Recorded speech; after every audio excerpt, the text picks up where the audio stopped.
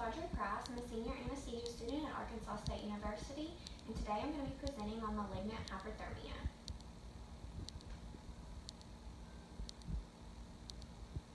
Malignant hyperthermia is a rare hypermetabolic muscle disease which most commonly appears with exposure to inhaled general anesthetics or succinyl choline. Malignant hyperthermia is most commonly seen right after induction, during anesthesia, or within an hour after emergence with exposure to the triggering agent. Most cases of malignant hyperthermia have been reported in young males, although all ages and sex may be affected.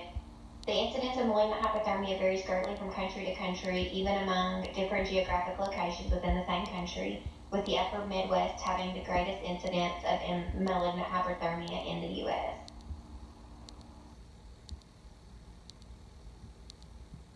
Investigation into the pathology of malignant hypothermia reveals an uncontrolled increase in intracellular calcium in the skeletal muscle.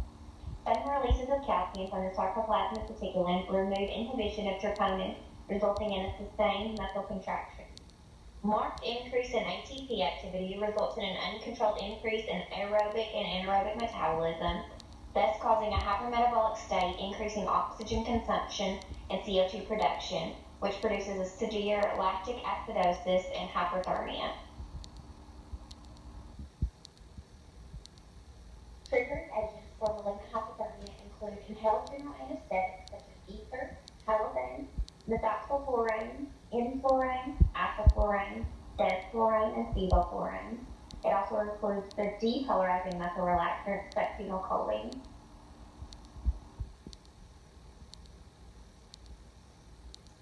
The clinical manifestations of malignant hyperthermia include early signs, which are increased end-tidal CO2, skeletal muscle rigidity, muscle spasm, tachycardia, metabolic and respiratory acidosis, tachypnea, and sweating. Late signs include cardiac arrest, DIC, myoglobinemia, elevated creatinine phosphokinase, elevated temperature, hypocalcemia or hypercalcemia, and mottled cyanosis. The earliest sign of malignant hypothermia during anesthesia are succinylcholine-induced masseter muscle rigidity, tachycardia, and hypercarbia. 2 or more of these signs greatly increase the likelihood of malignant hyperthermia. Overactivity of the sympathetic nervous system produces tachycardia, arrhythmias, hypertension, and mottled cyanosis. Hyperthermia may be a late sign, but when it occurs, the core temperature can rise as much as 1 degree Celsius for every 5 minutes. Much of the problem in diagnosing malignant hypothermia comes from its variable presentations. An unanticipated doubling or tripling of the end-tidal CO2 is one of the earliest and most sensitive indicators of malignant hyperthermia.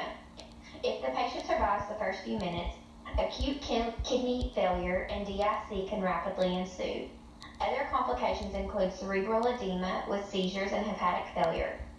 Most malignant hyperthermia deaths are due to DIC and organ failure due to delayed or no treatment with dantrolene.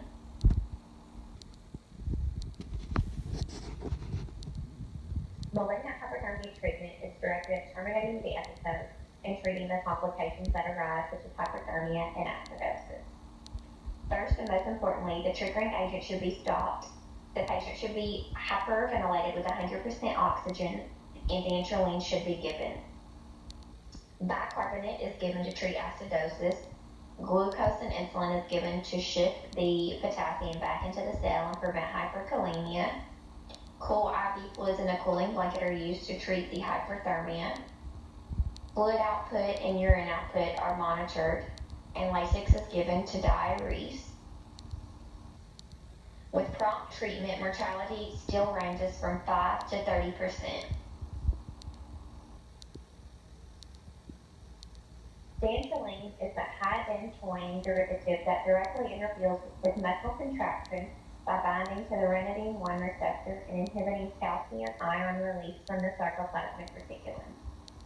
The dosage is 2.5 milligrams per kilogram IV every 5 minutes until the episode has terminated, with a max dose of 10 milligrams per kilogram, although some literature does state that you can go up to 20 milligrams per kilogram.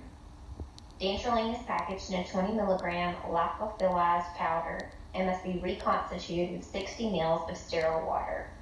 The half-life of dantrolene is 6 hours. After initial control of the symptoms, 1 milligram per kilogram of dantrolene should be given every 6 hours IV to prevent a relapse of malignant hyperthermia symptoms.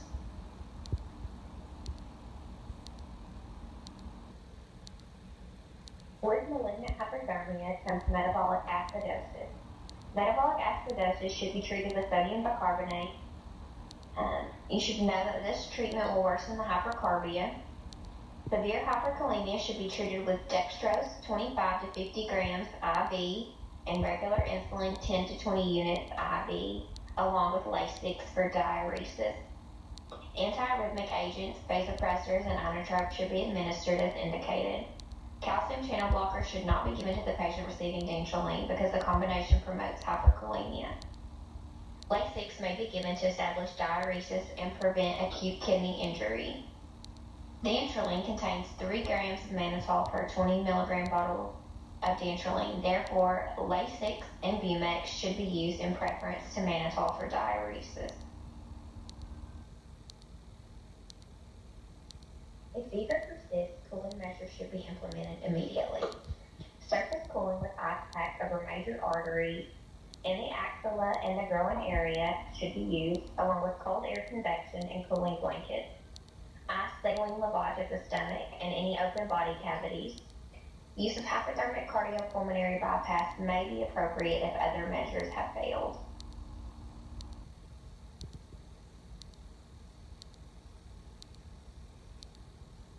Patients who survive a clear episode of malignant hyperthermia are considered susceptible. These patients must have a muscle biopsy done to confirm the diagnosis.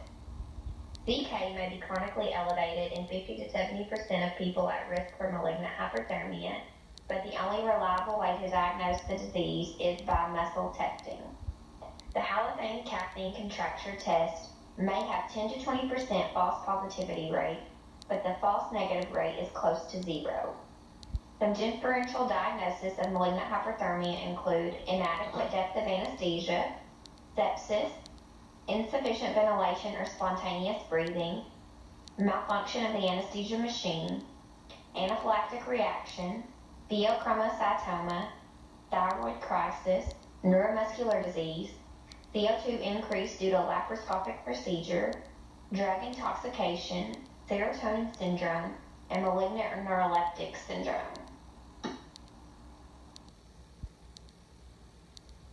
Anesthesia for the malignant hyperthermia susceptible patients includes vaporizers being removed from the anesthesia workstation and the machine being flushed with 10 liters per minute of fresh gas, which could be air or oxygen, for at least 5 minutes.